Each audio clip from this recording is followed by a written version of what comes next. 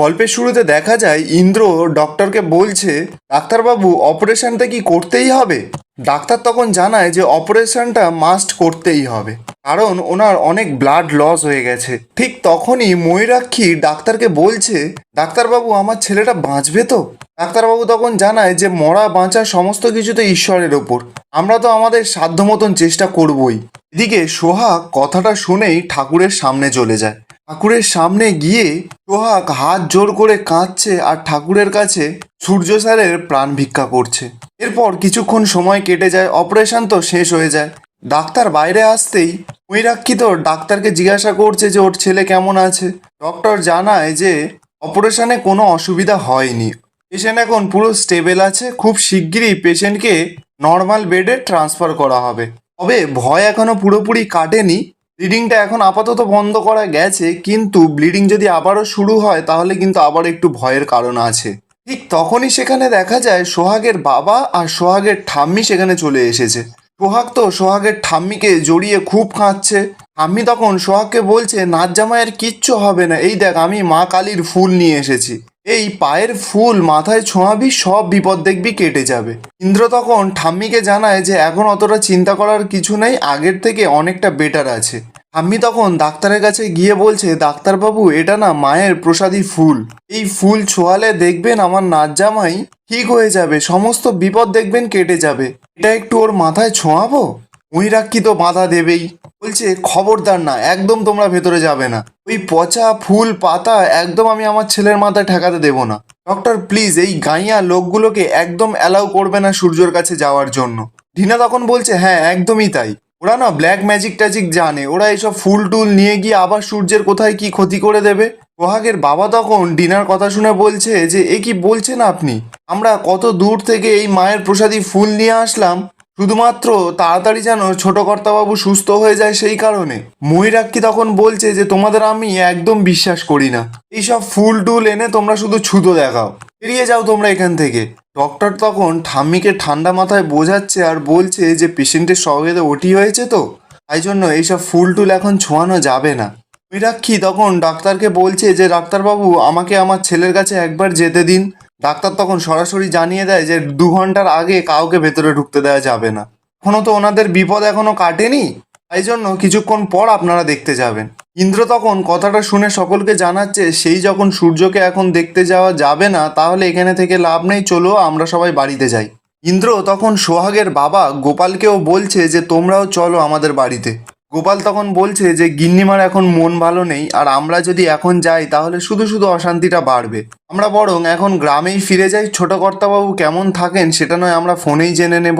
ইন্দ্র তখন বলে যায় যে আচ্ছা বেশ, তাহলে আমি ফোনে খবর দিয়ে দেবো তোমাদের। আমি যাওয়ার আগে সোহাগকে গিয়ে ফুলটা দিয়ে বলছে, এই মা রক্ষাকালী যে কতটা জাগ্রত সেটা আর কেউ না জানুক তুই তো জানিস, এই মায়ের কৃপায় কত মানুষ বেঁচে ওঠে তুই তো ভালো করে জানিস। এরপর ঠাম্মি ফুলটা হাতে দিয়ে বলছে যে এটা তাহলে নাচ জামাইয়ের মাথায় ঠেকিয়ে দিবি, ঠিক আছে? এরপর ঠাম্মি সকলকে বলে সেখান থেকে চলে যায়। এরপর ইন্দ্র সোহাগকে বলছে, চল মা এবার আমরাও যাই। সোহাগ তখন বলছে, না কর্তাবাবু আমি এখান থেকে যাব না, সূর্য স্যার একেবারে সুস্থ হয়ে যাক তারপরে আমি ওনাকে নিয়ে একেবারে বাড়িতে ফিরবো। ইন্দ্র তখন বলছে, বেশ তাহলে আমি তোকে জোর করবো না, এখন আমি তাহলে আসি। কিন্তু সোহাগ তোকে তো একা রেখে আমার এখান থেকে যেতে মন সায় দিচ্ছে না। ঠিক তখনই মিতা আর মিতার বর বলে যে ওরা এখানে থাকবে সোহাগের সঙ্গে, ও ইন্দ্রকে বেশি টেনশন নিতে হবে না। ইন্দ্র তখন বলে যায় যে বেশ তাহলে ভালোই হলো, এই বলে ইন্দ্র সেখান থেকে চলে যায়। এদিকে সোহাগ মনে মনে ভাবছে, ডাক্তার তো বললো যে এখনো সূর্য স্যারের নাকি বিপদ কাটেনি, এই ফুলটা যদি ওনার মাথায় একবার ছোঁয়াতে পারতাম। মিতা তখনই সোহাগকে দেখে বলছে, সোহাগ তোমার কি হয়েছে, তুমি কি ভাবছো? সোহাগ তখন বলছে যে এই ফুলটা না যদি একটু সূর্য স্যারের মাথায় ছোঁয়াতে পারতাম তাহলে খুব ভালো হতো, কিন্তু ডাক্তারবাবুকে তো বললে ডাক্তারবাবু রাজি হবেন না, করি বলো তো এখন। তখনই মিতার মাথায় একটা প্ল্যান আসে, মিতা সোহাগকে পুরো প্ল্যানটা জানায়। এরপর দেখা যায় মিতা বাইরে পাহারা দেয় আর সোহাগ চেঞ্জিং রুমে ঢুকে যায় চেঞ্জ করতে। অপরদিকে দেখা যায় সূর্যের তো আবার ব্লিডিং শুরু হয়েছে। নার্সটা তখনই সূর্যের এমন অবস্থা দেখে ডাক্তারকে খবর দিতে চলে যায়। ঠিক তখনই সেখানে সোহাগ নার্স সেজে সূর্যের কেবিনে ঢুকে পড়ে। সূর্যের এমন অবস্থা দেখে সোহাগ তো নিজেকে আর চেপে রাখতে পারে না, কান্নায় ভেঙে পড়ে। সোহাগ এরপর ফুলটা বের করে হাত জোর করে মা কালীকে ডেকে ফুলটা সূর্যের বুকে আর কপালে ছুঁয়ে দেয়। ঠিক তখনই সেখানে ডাক্তার চলে আসে। সোহাগ তো তাড়াতাড়ি করে গেটের পেছনে গিয়ে লুকিয়ে পড়ে। দেখা যায় ডাক্তার নার্সকে বলছে, ও মাই গড, এর তো আবার ব্লিডিং অনেক শুরু হয়ে গেছে, এর তো অনেক ব্লাড দেওয়া হয়েছে, আর তো ব্লাড নেই, দেখো তো তুমি ব্লাড ব্যাংকে খোঁজ নিয়ে ব্লাড পাওয়া যায় নাকি এই গ্রুপের। নার্স তখন বলছে, কিন্তু স্যার পেশেন্টের তো খুব রেয়ার গ্রুপ, দেখা যাক পাওয়া যায় কিনা। ঠিক তখনই ডাক্তাররা সোহাগকে ধরে ফেলে। ডাক্তার সোহাগকে বলছে যে আপনি কে। সোহাগ তখন নিজের নামটা বলে। ডাক্তার তখন বলছে যে আপনি এখানে কি করছেন। সোহাগ তখন ডাক্তারকে জানায় যে আপনি তো কিছুতেই অনুমতি দিচ্ছিলেন না, তাই জন্য এই ঠাকুরের ফুলটা ছোঁয়ানোর জন্য আমি বাধ্য হয়ে এই পোশাকটা পরে ভেতরে ঢুকলাম। ডাক্তার তখন বলছে, ও মাই গড, আমি তো বারবার বারণ করেছিলাম যে আপনাদের এইসব ফুল টুল ছোঁয়াতে না। তার মানে ওই ফুল ছোঁয়ানোর জন্যই পেশেন্টের ইনফেকশন হয়ে ব্লিডিং শুরু হয়েছে। নার্স তখন বলছে যে না স্যার, উনি আসার আগেই ব্লিডিংটা শুরু হয়ে গেছিল, তাই জন্যই তো আমি আপনাকে ডাকতে গেলাম। এরপর ডক্টর সোহাগকে বাইরে বের করে দেয়। অপরদিকে বিবেক ইন্দ্রকে ফোন করে জানাচ্ছে যে হঠাৎ করে আবার সূর্য স্যারের ব্লিডিং শুরু হয়েছে।